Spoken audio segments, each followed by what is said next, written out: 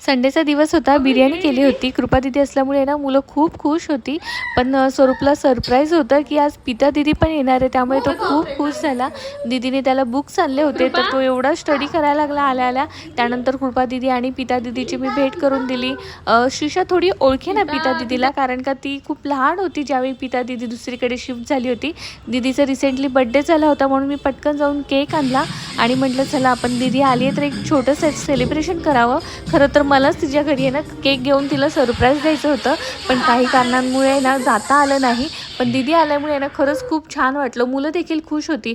श्रीषा आणि स्वरूप एवढे खुश होते की कुठल्या दीदीकडे जावं आहे ना ते कन्फ्यूज झालेले. प्रीता दीदी आणि कृपा दीदी. त्यानंतर दीदी आणि सगळ्यांना आईस्क्रीम पार्टी दिली. तर कृपा दीदी होती म्हणून मी तिला म्हटलं तू देखील थांब, मुलांना छान वाटेल. तर मग रात्री झोपताना आम्ही सगळ्यांनी ना कॉमेडी मूवी बघितला आणि खरंच खूप छान वाटलं असं सगळ्यांना एकत्र येऊन.